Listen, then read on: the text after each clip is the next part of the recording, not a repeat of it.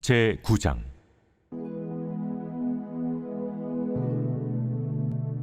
이스라엘아, 너는 이방 사람처럼 기뻐 뛰놀지 말라.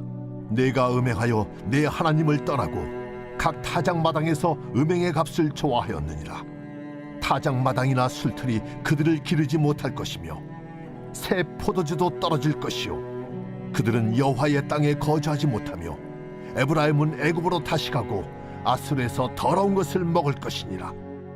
그들은 여호와께 포도주를 부어드리지 못하며 여호와께서 기뻐하시는 바도 되지 못할 것이라. 그들의 재물은 애곡하는 자의 떡과 같아서 그것을 먹는 자는 더러워지나니 그들의 떡은 자기의 먹기에만 소용될 뿐이라 여호와의 집에 드릴 것이 아님이니라. 너희는 명절날과 여호와의 절기의 날에 무엇을 하겠느냐?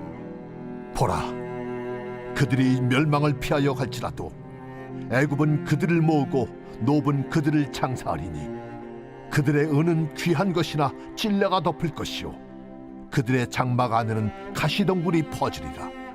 형벌의 날이 이르렀고 보응의 날이 온 것을 이스라엘이 알지라.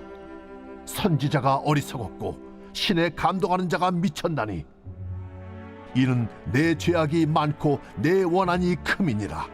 에브라임은 나의 하나님과 함께한 파수꾼이며 선지자는 모든 길에 친 새 잡는 자의 그물과 같고 그의 하나님의 전에는 원한이 있도다. 그들은 기브아의 시대와 같이 심히 부패한지라. 여호와께서 그 악을 기억하시고 그 죄를 벌하시리라.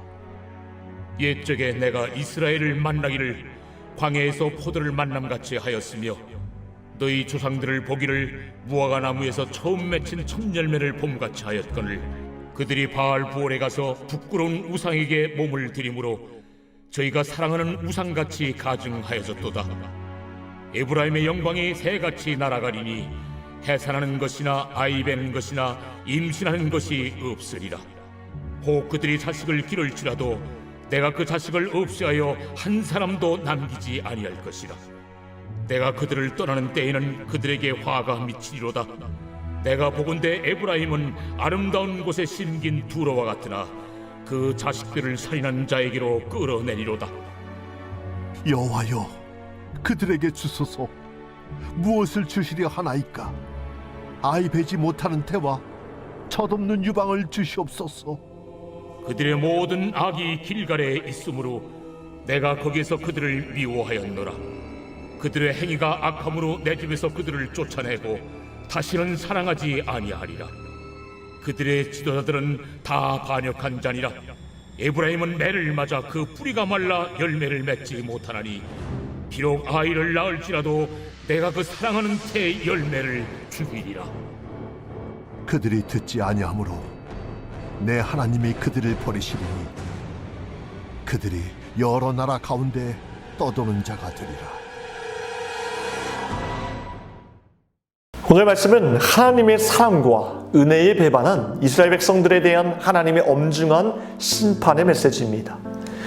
우리는 이 대목에서 이스라엘 백성들의 우상 숭배의 죄의 참상을 제대로 이해하지 못한다면 하나님에 관에 대한 잘못된 생각을 갖게 될 것입니다. 예를 들어 선하신 하나님께서 어떻게 자신의 자녀들에게 심판을 자행하실까?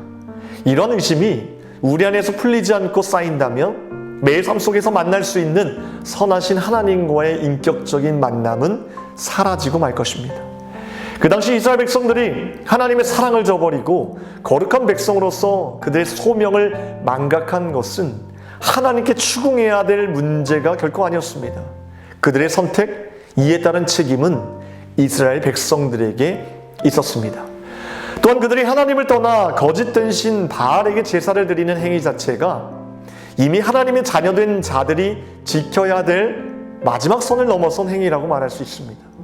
그들은 이방인들이 풍요의 신 바알에게 복을 빌면서 그들과 똑같이 우상신 앞에서 창기들과 더불어 몸을 섞어 육체적인 탐닉을 취했으며 그 일을 행함으로 바알신이 내려줄 물질적인 복을 기대함으로 기뻐하였습니다.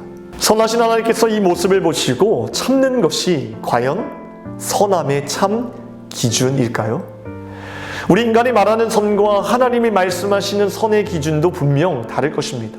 우리는 솔직히 하나님께서 바라보시는 선의 기준을 알 수도 없고 담을 수도 없고 이해할 수도 없을 것입니다. 그뿐 아니라 하나님께서 우리에게 베풀어 주시는 모든 일에 대해 정확히 이해하는 사람은 없을 것입니다. 하지만 그렇다 하더라도 하나님 편에서 그분을 신뢰하는 마음의 중심을 가지고 그분의 뜻을 조금이나마 헤아려 본다면 하나님께서는 우리를 참 진리의 빛으로 인도하여 주실 줄 믿습니다.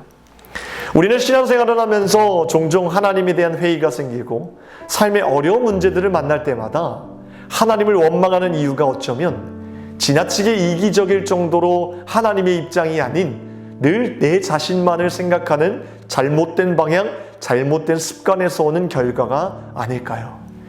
기독교가 말하는 진리, 하나님은 절대적으로 선하시다는 진리의 말씀을 정말 믿는다면, 그리고 실제로 자신의 인격을 통해서 지금도 한 사람 한 사람에게 직접적인 영향을 주신다는 믿음이 있다면 우리는 더 이상 내 입장, 내 생각만으로 결론 짓는 어리석은 일을 멈추게 될 것입니다.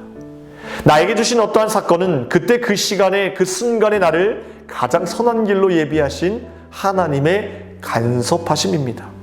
그 순간에도 하나님을 향한 신뢰의 믿음이 작동하여 하나님 편에 서서 생각한다면 감사로 받지 못할 것은 하나도 없다는 것입니다. 여러분, 그 당시 이스라엘 백성들이 하나님을 떠나 자신의 몸과 영혼을 다 팔아넘기는 행위를 보시고 하나님의 마음은 어떠했을까요? 거룩 그 자체이신 하나님께서는 그분의 인격으로는 도저히 감당하시기가 힘드셨을 것입니다. 우리는 느끼는 것 그 이상으로 더 큰 배신감과 모욕을 당하셨을 것입니다. 자신의 모든 것을 다 주고 사랑하셨건만 그들에게는 죄밖에 남아있지 않았습니다. 이 모습을 보시고 얼마나 힘드시고 화가 나셨으면 1절 말씀에서 이스라엘 백성들에게 명령하십니다. 기뻐 뛰노지 말라. 더 이상 못 보시겠다는 것입니다. 그런데 이 대목에서 잘 보십시오. 제가 하나님이었다면 이 모습을 보고 그 즉시로 심판했을 것입니다. 불바다로 한 번에 쓸어버렸을 것입니다. 그래서 제가 하나님이 못 되는 것입니다. 하나님이 왜 하나님이십니까? 그 순간에도 긍휼의 마음을 가지시고 그 가운데 다시 하나님께로 돌아올 자를 위해 기다리셨기 때문입니다. 바알에게 자신들의 몸과 영혼을 다 팔아버린 죄에 찌들어 있었던 그들을 바보처럼 기다리시겠다고 작정하셨던 겁니다. 여러분, 우리의 작은 마음으로 어떻게 크신 하나님의 마음을 담을 수 있겠습니까? 제가 오늘의 말씀을 가지고 어떻게든 하나님의 선하신 마음을 담아내려고 이렇게도 저렇게도 말씀하면서 발버둥 치지만 사실 불가능한 일입니다. 평생을 연구해도 평생을 노력해도 부족할 것입니다. 그럼에도 평생을 하나님을 더욱 알아가는 자로 하나님의 마음을 깨닫는 자로 살아가야만 하는 이유는 그런 자들에게만 천국의 비밀을 조금씩 선물로 주시고 그런 자들이 하루하루를 은혜로 살아가게 되어 있기 때문입니다. 최근 어떤 집사님과 대화를 한 적이 있었습니다. 제가 갑자기 그 집사님께 이런 질문을 던지게 되었습니다. 집사님, 평안하십니까? 이 질문에 자신의 이야기를 구구절절하기 시작했습니다.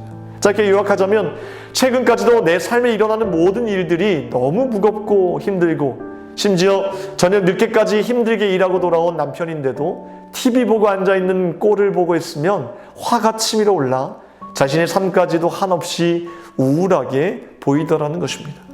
그런데 하나님께서 이런 마음을 주셨다는 겁니다. 딸아, 네가 나를 선하신 하나님으로 인정하면 해결하지 못할 문제는 없다는 것이었습니다. 그때부터 이 집사님은 이 말씀을 붙잡고 날마다 하나님은 선하시다는 진리의 말씀을 외치기 시작했는데 놀랍게도 지금은 하나도 힘들지 않다고 하나님이 선하셔서 모든 것을 예비하실 텐데 뭐가 문제냐며 고백하는 것이었습니다. 우리는 특별히 하나님의 일을 감당하면서 어느 순간 일에 대한 부담감이 생기고 뭔가 버겁다는 느낌이 들어 사명을 내려놓거나 벗어나고 싶다는 생각을 하게 됩니다. 저 또한 그렇습니다. 그런데 저는 이런 생각을 완전히 뒤바꿔 놓았던 계기가 있었습니다. 예레미야서 23장 33절 말씀, 34절 말씀을 마주했을 때 큰 충격을 받게 되었습니다. 제가 새 번역으로 읽어드리겠습니다. 이 백성 가운데 어느 한 사람이나 예언자나 제사장이 너에게 와서 부담이 되는 주님의 말씀이 있느냐고 묻거든 너는 그들에게 대답하여라. 부담이 되는 주님의 말씀이라고 하였느냐? 나 주가 말한다. 너희가 바로 나에게 부담이 된다. 그래서 내가 이제 너희를 버리겠다 말하였다고 하여라. 또 부담이 되는 주님의 말씀이라는 말을 사용하는 예언자나 제사장이나 백성이 있으면 내가 그 사람과 그 집안에 벌을 내리겠다고 하여라. 제가 하나님의 말씀을 그리고 하나님의 일을 짐과 부담으로 생각할 때 하나님께서도 나를 하나님의 역사 속에서 짐으로 부담으로 생각하신다는 것을 왜 나는 그동안 생각해 보지 않았을까 하는 것이었습니다. 정신이 번쩍 들었습니다. 예레미야 시대 때 설마 예루살렘의 함락을 상상이나 했겠습니까? 2만 민족에게 완전히 짓밟혀 멸망한 이스라엘 백성들의 상황이 마치 하나님의 말씀을 하나님의 일을 짐으로 여겼던 내 삶의 미래일 수도 있겠다는 생각이 들었습니다. 사랑하는 성도 여러분, 하나님의 선하신 뜻을 구하고 하나님의 마음을 헤아리며 그분의 뜻대로 살아가는 삶에는 결코 멈춤이 없어야 합니다. 오늘도 나의 작은 그릇에 크신 하나님을 담고자 하는 노력은 계속 되어야 될 줄 믿습니다. 기도하겠습니다. 오늘 목요일 새벽에 함께 기도할 공동기도 제목은 다음 세대와 가정을 위해 기도하시겠습니다. 우리 자녀들 예배 자리를 잘 지킬 수 있도록 도와주시고 가정에서부터 예배가 회복되게 해달라고 함께 기도해 주시길 바랍니다. 기도하겠습니다.